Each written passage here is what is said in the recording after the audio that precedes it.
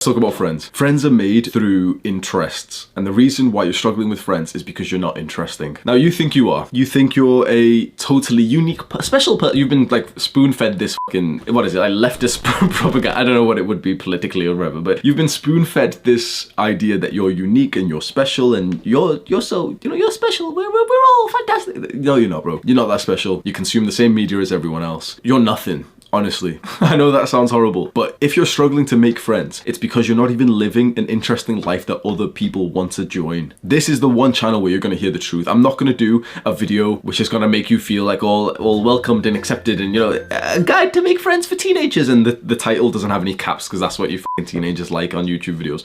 I'm not going to sugarcoat shit for you. You're struggling to make friends only for a couple of reasons. One, your social skills are trash. Two, your life is boring. And three, you're probably kind of ugly. It's just how it is. You're probably not ugly. Like there's people who are like ugly in your school. You're probably like a 3 or a 4 out. You're probably like a 3 out of 10. And so the truth is that you don't bring anything to the table in terms of friendship apart from awkwardness. You're not going to be the one who invites them to the party, are you? Be honest. You're not the one hosting the parties. You're not the one hosting like the social get together because you don't have the confidence for that. You're a leech. And this is why you struggle to make friends, is because you are leeching value from other people. Now, everything I'm saying is harsh. And all the pussies have already clicked away because they like young people can't take any fucking criticism.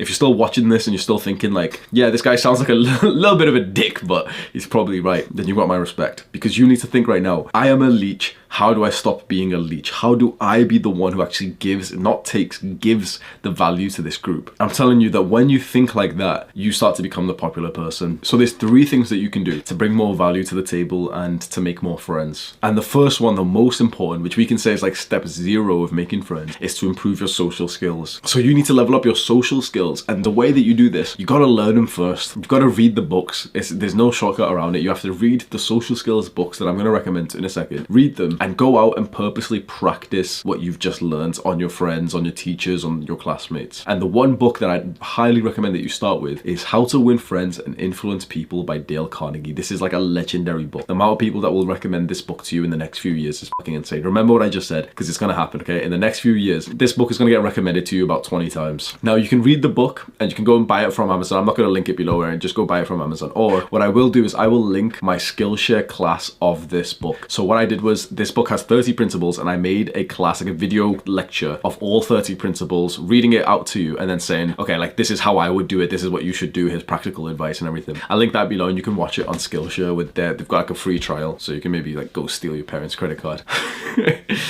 The second thing you can do to make more friends is attractiveness. And you can see here, in a weird way, you can be kind of chubby, but you just can't be skinny fat. It's like the worst body to be, like, by far. If you could be slim and lean and toned, you'd be doing well. Now, if you could be bulky, if you could like look like an athlete, you'd be doing very, you know for a fact, like the athletes in your school fucking do well in the social circle. And so that's what we want you to imitate. We want you to get into fitness. We want you to get into sports. We want you to get into the gym, into bodybuilding, into bodyweight workouts, just the push-up, pull-up, squats workouts. Whatever it is, just start training consistently every single week, like a couple times per week. And another part of attractiveness is your smell, your scent. Don't stink. Don't smell of curry, bro. My scent is like curry, and when the white guys would tell me that I'd smelt like curry, I thought they were just being racist. But like I realized now, like they actually weren't. Like I literally, like I sweat. My sweat smells like fucking fried chicken. Like my school bag especially used to smell like my home cooking. And that's normal. Your clothes are gonna smell like what your house smells like, and your house is gonna smell like what's cooking in the kitchen. And so if you're Asian, or if you're any kind of like ethnic group, but the thing is, that stuff has a way bigger stench than a lot of other like normal foods in like the Western world, which means that your clothes, or even your skin and your sweat will literally smell of food that you've been eating. And I know that we can, you know, we can embrace our culture, and we absolutely should do. But the thing is, it's not like a pleasant smell. And so this is where 2 things you need. Deodorant. So deodorant is literally like, you know, what you're using like when you're doing sports. Spray a decent amount of that. And then you can get into aftershaves. Now that's something that I don't personally do. I potentially like would start, because I've heard good things about investing into like aftershaves. Now you probably already have done it. This is something that your father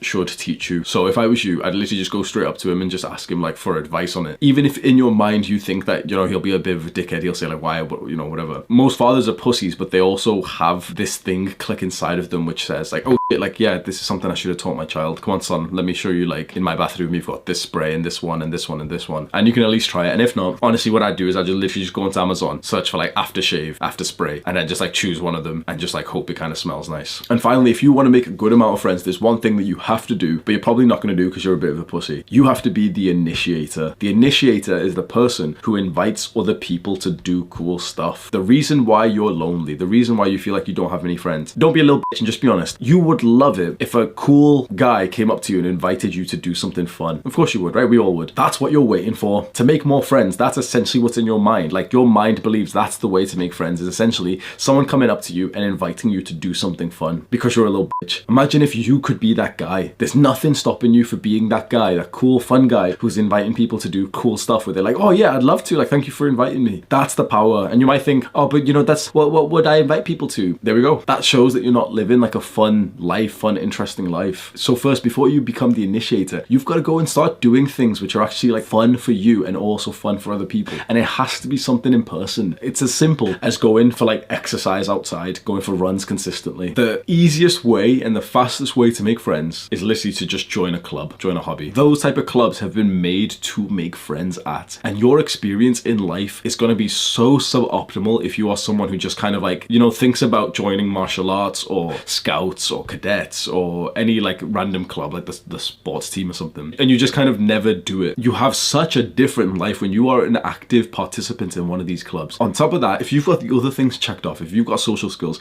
if you're feeling attractive, if you're not like stinky or, you know, you've got like some hideous trait about you, and you also invite people there, then you can go to these same clubs and be the one who initiates extra contact and invites them to do something outside of that club. Like, this is how you literally power level your friendships. So I want to give you some like practical advice that you can follow, because me telling you, okay, join a club, everyone else has told you to join a club and you haven't done it. What I would say is look in your school. They will have clubs that I know that you think that you can't go to them because, you know, it's been like the middle of the year, you were supposed to go at the start. You can literally just rock up to one of the training days and you literally just go up to the person, the coach who's running it, and literally just say, hi, it's my first time. I'm not really good at football, but I really, really want to practice and get good at it, and I really want it to be part of the team. They will literally just let you train with them. And of course, you'll have to go through the trials and tribulations. You'll have to like have a couple of sessions where no one really knows you. But after that, like, people begin to know you, begin to have friends with them. I can tell you from my personal experience that one thing that really helped me when I was a teenager was that I joined Army Cadets. I'll maybe have a picture of. Army Cadets is kind of like the advanced version of the Scouts. And I joined it when I was in high school. And instantly I'm around 20 people. And a bunch of those people were actually in my